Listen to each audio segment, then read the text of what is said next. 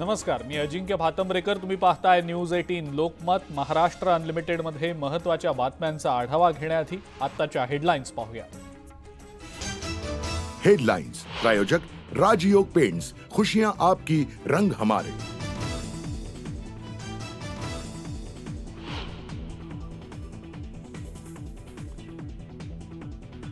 भाजपचा काँग्रेसला दे धक्का.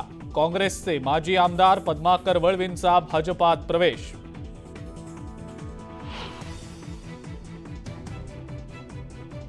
इंडिया आघाडीच्या नेत्यांकडून मुंबईतल्या छत्रपती शिवाजी महाराज मैदानाची पाहणी.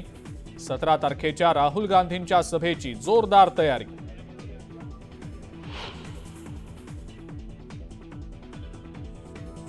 दादरमध्ये येऊन सावरकरांबाबत बोललात तर खपवून घेणार नाही, संदीप देशपांडेंचा इशारा. तर संजय राऊतांचा मनसेवर पलटवार.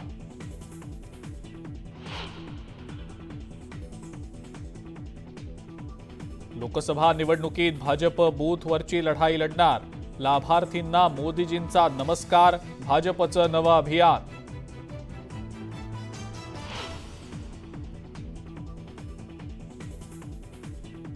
शरद पवार नाशिकमध्ये दाखल. पवारांची आज निफाडमध्ये जाहीर सभा.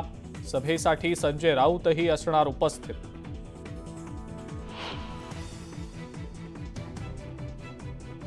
बीडमध्ये किरकोळ कारणावरनं 2 गटात तुंबळ हाणामारी. एकमेकांना लाठ्या काठ्यांनी मारहाण करत दगडफेक. मारहाणीचा प्रकार कॅमेऱ्यात चित्रित.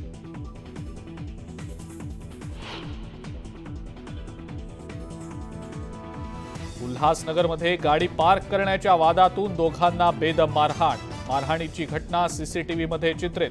पोलिसात गुन्हा दाखल.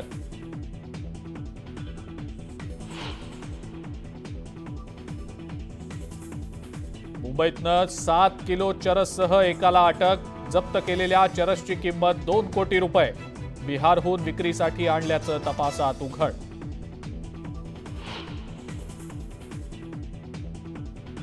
राज्यामध्ये 100 महाविद्यालयात कौशल्य विकास केंद्र सुरू होणार. शिंदे, फडणवीस, अजित पवार यांच्या हस्ते ऑनलाईन उद्घाटन.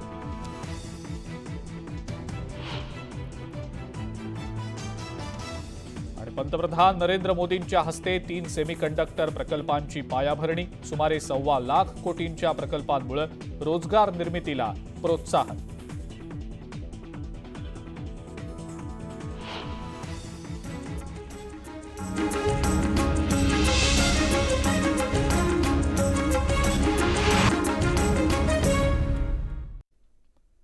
आणि आता बातम्या सविस्तरपणे पाहूया. अशोक चव्हाण यांच्या उपस्थितीत काँग्रेसचे माजी आमदार आणि मंत्री पद्माकर वळवी यांनी भाजपात प्रवेश केलेला आहे. वळवींनी 2009च्या निवडणुकीत नंदुरबारच्या शहादा विधानसभा मतदारसंघाचं प्रतिनिधित्व केलेलं आहे. त्यांनी राज्याच्या क्रीडा मंत्रालयाची आणि नंदुरबारच्या पालकमंत्रीपदाची जबाबदारी सांभाळलेली आहे. वळवी हे उत्तर महाराष्ट्रातले मोठे नेते असल्यानं लोकसभा निवडणुकीपूर्वी त्यांचा भाजपमधला प्रवेश काँग्रेससाठी मोठा धक्का मानला जातोय.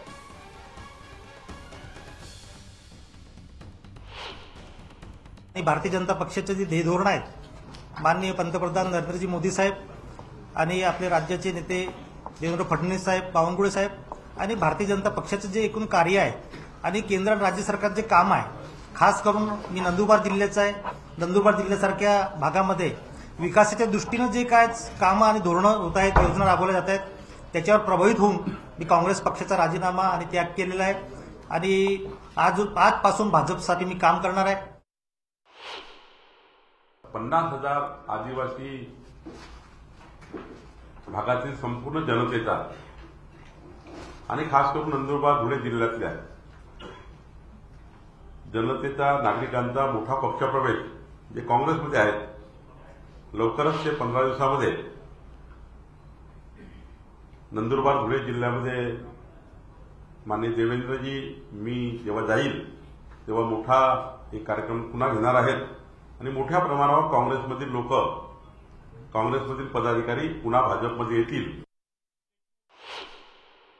राहुल गांधी हे नेहमी महाराष्ट्रात आल्यावर 2 घटना नक्की करतात. ठरला त्यांचं राहुल गांधीचं. एक, स्वातंत्र्यवीर सावरकरांचा अपमान नक्की करतील, नेहमीच केला आहे. जेव्हा जेव्हा राहुल गांधी महाराष्ट्रात आले स्वातंत्र्यवीर सावरकरांचा अपमान त्यांनी केला. आणि दुसरं, सातत्याने ओबीसी समाजाचा अपमान करणे, सातत्याने ओबीसी समाजाचा अपमान करणे. ज्या ज्या ठिकाणी जातात त्या ठिकाणी ओबीसी समाजाचा अपमान करतात. राहुल गांधी जेव्हा शेगावला होते तेव्हा मोठ्या प्रमाणावर काँग्रेसचे लोक भाजपमध्ये आले. आणि आजही राहुल गांधी जेव्हा महाराष्ट्रात आहे, उद्यापासून बघा ते शिवाजी पार्कपर्यंत येताना, राहुल गांधी शिवाजी पार्कपर्यंत येताना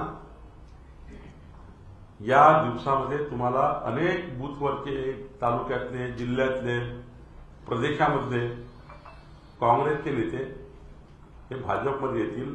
मोदीजींच्या गॅरंटी, मोदीजींच्या विकसित भारताचा संकल्पाला साथ देतील. राहुल गांधींच्या भारत न्याय यात्रेचा समारोप 17 मार्चला मुंबईच्या छत्रपती शिवाजी महाराज पार्कमध्ये होणार आहे. आणि या सभेवरनं आता मनसेनं राहुल गांधींवर घणाघाती टीका केलेली आहे.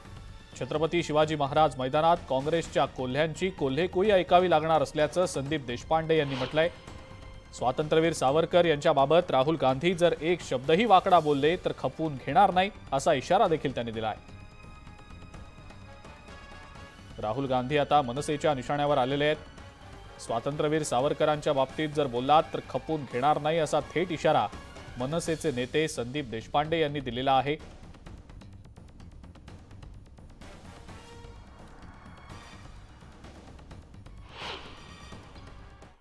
स्वातंत्र्यवीर स्मारक सावरकरांचं घर या छत्रपती शिवाजी पार्क मैदानाजवळ आहे. तुम्ही महाराष्ट्रात येताय, तुमचं म्हणणं मांडा, आमची ना नाही. पण इथे येऊन जर मागच्या वेळेसारखं स्वातंत्र्यवीर सावरकरांच्या बद्दल कुठलंही अपमानजनक किंवा अद्वा तद्वा वक्तव्य केलं तर ही महाराष्ट्राची 14 कोटी जनता राहुल गांधींना महाराष्ट्रात फिरायला देणार नाही. आणि या कोल्ह्यांबरोबर जे सामील झालेले लांडगे आहेत त्यांनी पण लक्षात ठेवावं, महाराष्ट्रात त्यांची मग काही खैर नाही. राहुल गांधी सावरकरांच्या भूमीत येत आहेत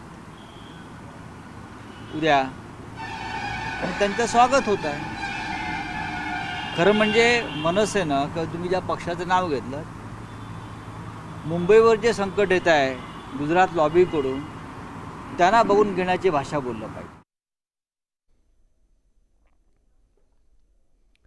इंडिया आघाडीची छत्रपती शिवाजी महाराज मैदान इथं सभा होतीये आणि या सभेपूर्वी इंडिया आघाडीच्या नेत्यांनी मैदानाची पाहणी केलेली आहे. राहुल गांधींच्या या सभेपूर्वी मनसेनं राहुल गांधींना इशारा दिलेला आहे. मनसे, शिवाजी महाराज मैदान, स्वातंत्र्यवीर सावरकर आणि राहुल गांधी यात नेमकं काय कनेक्शन आहे याचा आढावा घेतला आमच्या प्रतिनिधी प्रणाली कापसे यांनी. शिवसेना उद्धव बाळासाहेब ठाकरे यांची भूमिका ही कायम स्वातंत्र्यवीर सावरकर यांना पूरक अशी राहिलेली आहे. त्यांना भारतरत्न दिला जावा अशी मागणी सुद्धा शिवसेना उद्धव बाळासाहेब ठाकरे पक्षाच्या काही नेत्यांनी केलेली आहे. आणि असं असताना समजा राहुल गांधी यांनी या ठिकाणी स्वातंत्र्यवीर सावरकरांबद्दल काही अपशब्द काढले तर ते सुद्धा त्यांच्यासाठी अडचणीचं होणार आहे. त्यामुळे राहुल गांधी हे या ठिकाणी सभेला येताना, भाषण करताना स्वातंत्र्यवीर सावरकरांबद्दल अपमानकारक काही बोलतील का हे बघणं महत्त्वाचं ठरणार आहे. केवळ स्वातंत्र्यवीर सावरकरांचं स्मारक नाही तर त्यांचं घर सुद्धा अगदी शिवाजी पार्काला लागून असंच आहे. आणि त्यामुळे सुद्धा अशा पद्धतीचं वक्तव्य या ठिकाणी करणं हे उपयुक्त, संयुक्तिक ठरणार नाहीये. आणि त्याहीपेक्षा लोकसभेच्या निवडणुकीच्या तोंडावर काँग्रेसला कुठेतरी इजा पोहोचवणारा, त्याहीपेक्षा महाविकास आघाडीतला जो एक प्रमुख पक्ष आहे, जो शिवसेना उद्धव बाळासाहेब ठाकरे पक्ष आहे, त्या पक्षाला किंवा त्या पक्षाचे जे विचार आहेत त्या विचारांना ठेच पोहोचवणारा असं हे वक्तव्य असू शकतं. त्यामुळे आता राहुल गांधी नेमकी काय भूमिका घेतात हे बघणं महत्त्वाचं ठरणार आहे. परंतु मनसेनं मात्र त्यांना इशारा आधीच देऊन ठेवलेला आहे. अशा पद्धतीचं कुठलंही वक्तव्य केलं तर महाराष्ट्रातली जनता तुम्हाला माफ करणार नाही. व्हिडिओ जर्नलिस्ट प्रवीण शेट्टीसह प्रणाली कापसे, न्यूज 18 लोकमत, मुंबई. ही रॅली किंवा सभा, जाहीर सभा, ही इंडियाची जाहीर सभा या शिवतीर्थावरून मोदींच्या सुसाट गाडीला जबरदस्त ब्रेक लावणारी ठरेल. आणि त्या दृष्टीनं आम्ही आमच्या सगळ्यांचा या सभेसाठी सभा यशस्वी करण्यासाठी आणि बघण्यासाठी आम्ही आलो. मोठ्या प्रमाणावर लोक येतील अशी अपेक्षा आहे. शिवतीर्थ ओसंडून भरेल हे एवढं नक्की सांगेल. उद्धव ठाकरेंच्या पक्षानं लोकसभा निवडणूक जिंकण्यासाठी तयारीला सुरुवात केलेली आहे. छत्रपती संभाजीनगरमध्ये ठाकरेंच्या लोकसभा प्रचार कार्यालयाचं भूमिपूजन करण्यात आलं. ठाकरेंच्या पक्षाचे नेते चंद्रकांत खैरे यांच्या हस्ते कार्यालयाचं भूमिपूजन पार पडलं. उद्धव ठाकरे गटाचा उमेदवार अजून जाहीर नाही, पण प्रचार कार्यालयाचं उद्घाटन केलं गेल्यानं आता चर्चा सुरू झालेली आहे.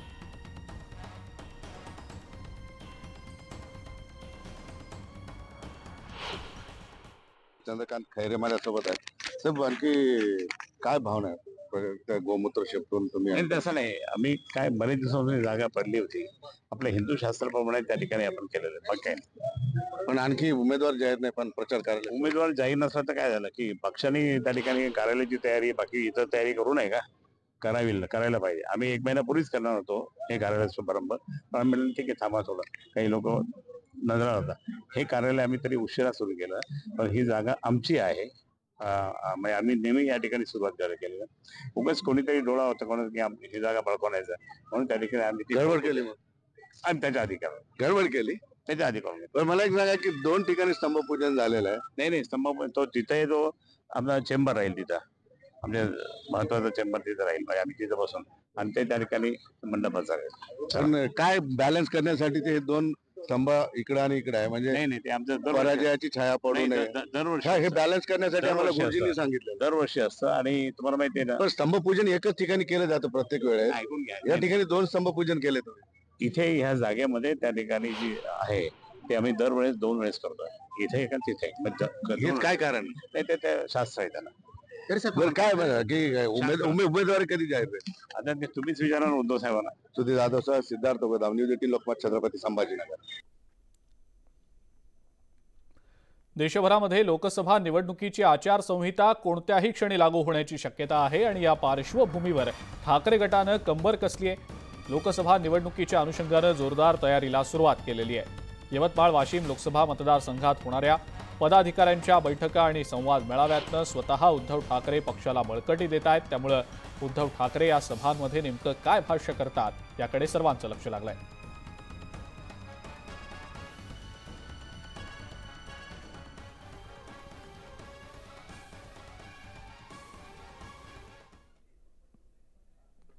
लोकसभा निवडणुकीच्या पार्श्वभूमीवर उद्धव ठाकरे वाशिम दौऱ्यावर आहेत आणि या दौऱ्याच्या निमित्तानं वाशिममध्ये भावना गवळी यांच्या समर्थनार्थ पोस्टर लावण्यात आले. विद्यमान खासदार भावना गवळी यांच्या कार्यकर्त्यांकडनं आम्ही जय श्रीराम म्हणणारच, तसंच लोकसभेत भावना गवळी यांनाच निवडून आणणार अशा आशयाचे बॅनर लावले गेलेत.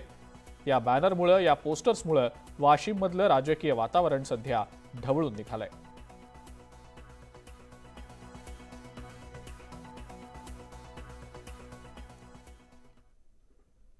भाजपमधून बाहेर पडल्यानंतर शरद पवारांनी माझं राजकीय पुनर्वसन केलं, त्यांना सोडून मी कुठेही जाणार नाही असं स्पष्ट करताना भाजप प्रवेशाच्या चर्चांमधली हवा एकनाथ खडसे यांनी काढून टाकली आहे. त्याच वेळेला रावेर लोकसभा आणि सून रक्षा खडसे यांच्या उमेदवारीविषयी देखील खडसेंनी आपली भूमिका स्पष्ट केलेली आहे. रावेर मतदारसंघात शरदचंद्र पवार गट उमेदवार देणार आहे. या जागेसाठी रक्षा खडसेंना मी स्वतः राष्ट्रवादीकडनं उमेदवारी घेणार का असा प्रश्न विचारला, मात्र यावर खासदार रक्षा खडसे यांनी स्पष्ट नकार दिला. मी मरेपर्यंत भाजपमध्येच राहणार असल्याचं त्यांनी म्हटलंय. त्यामुळे रक्षा खडसे या राष्ट्रवादीकडनं उमेदवार असू शकत नाहीत असं एकनाथ खडसे यांनी सांगितलं. रक्षाताईंनी स्पष्ट शब्दात सांगितलं, राष्ट्रवादीकडून उमेदवारी घेणार नाही, मी भाजप सोडणार नाही.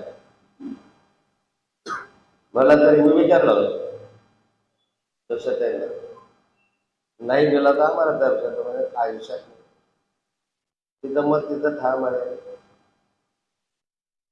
10 वर्ष तिलाही खासदारच्या पक्षाने केला आहे, त्यामुळे तिची इच्छा नाही.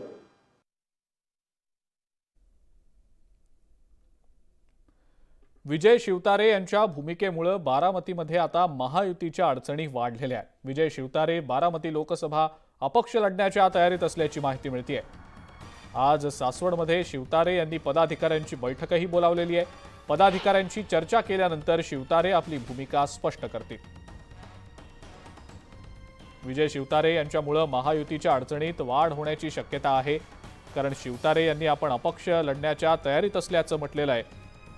आणि या अनुषंगाने सासवडमध्ये आज शिवतारे यांनी समर्थक, कार्यकर्ते आणि इतर लोकांची बैठक बोलावलेली आहे। पदाधिकारी यांच्या सोबत ते चर्चा करणार आहेत आणि या बैठकीमध्ये शिवतारे यांची भूमिका स्पष्ट केली जाणार आहे। यानंतर शिवतारे नेमकी काय भूमिका मांडतात याकडे सगळ्यांचंच लक्ष असेल।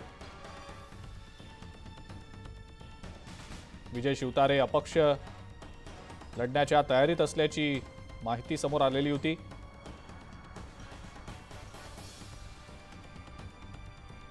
शिवतारे यांच्या एखाद्या मोठ्या निर्णयानंतर कदाचित महायुतीच्या अडचणींमध्ये वाढ होण्याची शक्यता आहे।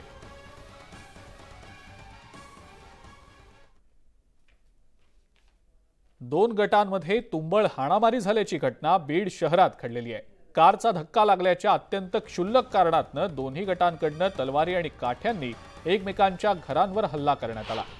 या हाणामारीमध्ये गाड्या आणि घरातल्या सामानाचंही मोठं नुकसान झालेलं आहे। या हाणामारीचा व्हिडिओ सीसीटीव्हीमध्ये चित्रित झालेला आहे। बीडच्या नगर रस्त्यावरच्या ग्रामसेवक आणि पंढरी कॉलनीमध्ये रात्री उशिरा मारहाणीचा हा प्रकार घडला। शिवाजीनगर पोलीस ठाण्यामध्ये 3 वेगवेगळे गुन्हे दाखल करण्यात आले, ज्यात 50हून अधिक आरोपींवर गुन्हे नोंदवण्यात आले असून 5 जणांना अटक करण्यात आलेली आहे। या सगळ्या मारहाणीच्या प्रकारामुळे बीड शहरात तणावाचं वातावरण होतं।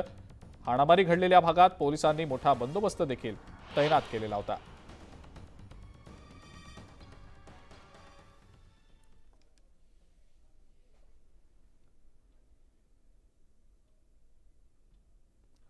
बिहारहून मुंबईत विक्रीसाठी आणलेला 2 कोटींचा चरसचा साठा गुन्हे शाखेच्या कक्ष 4च्या अधिकाऱ्यांनी जप्त केलाय।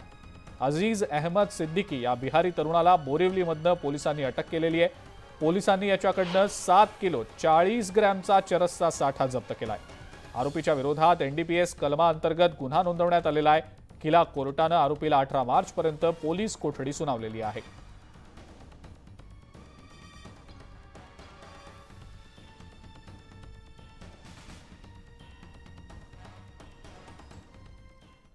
पुण्यामध्ये अफूची शेती करणाऱ्या दोघांना स्थानिक गुन्हे शाखा आणि हवेली पोलिसांनी ताब्यात घेतलंय। पुण्याच्या किरकटवाडीमध्ये विनापरवाना दोघांनी अफूची लागवड केली होती। अफूची लागवड केल्याचं दिसू नये म्हणून शेतात कांद्याची देखील लागवड करण्यात आलेली होती। 14,450 किलोग्रॅम वजनाची अफूची बोंड असलेली एकूण 1,178 झाडांची लागवड केल्याचं समोर आलेलं आहे। या झाडांची किंमत 28,000हून अधिक असल्याचं पोलीस तपासात उघड झालेलं आहे। पुण्यामध्ये अफूची शेती करणाऱ्या दोघांना ताब्यात घेण्यात आलेलं आहे।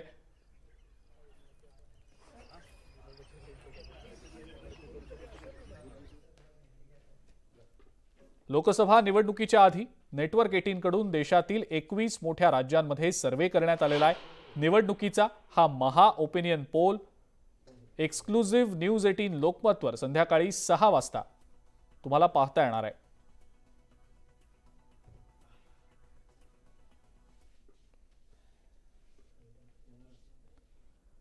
आणि या सगळ्या महत्त्वाच्या बातम्यांसोबतच महाराष्ट्र अनलिमिटेड मध्ये आता वेळ झाली आहे इथंच थांबण्याची। ताज्या बातम्या आणि अपडेट्ससाठी बघत राहा फक्त न्यूज 18 लोकमत।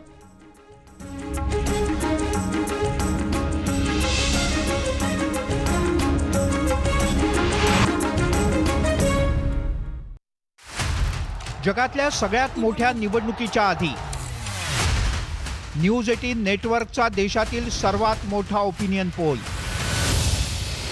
21 राज्य, 518 पेक्षा जास्त मतदारसंघ, 1 लाख पेक्षा जास्त लोकांचा कौल, सर्वात मोठं सर्वेक्षण, 20 टीव्ही चॅनल्स, 16 वेबसाइट्स, याआधी कधीही न झालेला असा ओपिनियन पोल, न्यूज 18 नेटवर्कचा मेगा ओपिनियन पोल, आज संध्याकाळी 6 ते रात्री 10 फक्त न्यूज 18 लोकमतवर। मोदी सरकार